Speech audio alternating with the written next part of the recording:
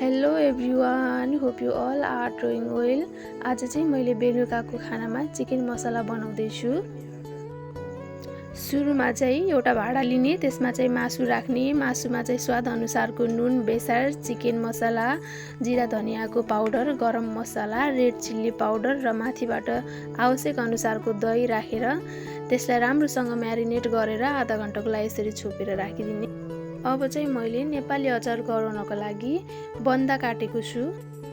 अनि त्यसपछि मैले प्याजलाई यसरी लामो तरिकामा काटेको छु र अनि यसरी काटेको प्याज र बन्दालाई एउटै भाँडामा राखिदिएको छु। मैले हरियो खोर्सानीलाई बीचबाट चिरा पारेर पनि राखिदिए।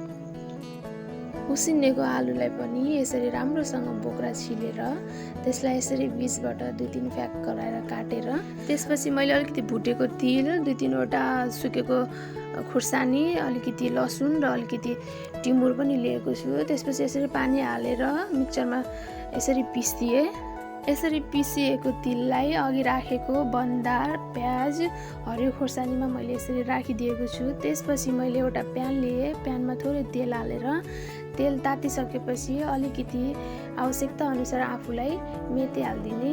मेथी हालेर मेथी कालो भएर डढिसकेपछि आफूलाई आवश्यकता अनुसार बेसार हालिदिने। बेसार पनि अलिअलि कालो भइसकेपछि त्यसपछि यसलाई लिएर ज्वाइँ अघि हालेको आलु, तिल, प्याजमा यसरी ज्वाइँ पारिदिने। त्यसपछि स्वाद अनुसारको नुन लिने, आफूलाई कति हुन्छ त्यति राखिदिए हुन्छ। यसरी नुन लिइसकेपछि अनि कालो चुक राखिदिने। मसँग त काक्ती थिएन, काक्तीको स्वाद भएको भए चाहिँ एकदम मिठो हुन्थ्यो, नभएर चाहिँ मैले कालो चुक राखिदिएँ। त्यसपछि यसरी मोलेर हातले झर्यामझुरुम मोलेर यसरी अनि मैले यसरी टेस्ट लिएर हेर्दा मेरो रियाक्सन चाहिँ हेर्नुहोला, एकदम मिठो गुड भएको छ।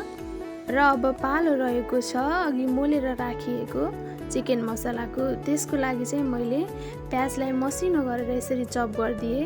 2टा जति टमाटर यसरी 2-3 फ्याकमा काटिदिएँ। त्यसपछि हरियो खोर्सानीलाई पनि त्यसैमा राखिदिएँ। त्यसपछि अलिकति आफूलाई चाहिने जति लसुन राख्दा नि हुन्छ, नराख्दा नि हुन्छ, राख्दा बेस्ट। त्यसपछि यो पेस्ट चाहिँ यसरी रेडी भइसक्छ। अनि एउटा कराई लिएर त्यसमा तेल राखेर प्याज राखेर खडा मसला राखेर प्याज चाहिँ ब्राउन कलरको नहुँदासम्म यसरी हामीले यसलाई चलाउनु पर्दछ। र त्यसपछि स्वाद अनुसारको नुन राख्ने, आफूलाई कति चाहिन्छ त्यति राख्दा हुन्छ। त्यसपछि अलिकति धुलो खुर्सानी पनि राखिदिने, अलिकति बेसार राखिदिने। जिरा धनियाको मिक्स पेस्टलाई पनि हामीले त्यसैमा राखिदिएर यसलाई चाहिँ 3देखि 4 मिनटसम्म राम्रोसँग फ्राई गर्नुपर्ने हुन्छ। त्यसपछि अघि राखिएको चिकन मसला चाहिँ हामीले पकाएको मसलामा यसरी राख्नुपर्ने छ। यसरी राखिसकेपछि चाहिँ यसलाई चाहिँ 10देखि 15 मिनटसम्म राम्रोसँग छोपेर राख्नुपर्छ। त्यसपछि देख्न सक्नुहुनेछ एकदम मिठो तरिकाले देखिएको छ। हाम्रो चाहिँ यसरी यो रेडी भइसक्छ। त्यसपछि मैले एउटा थाल लिएँ, अलिकति डिजाइनर तरिकामा चाहिँ यसरी राइस राखिदिएँ।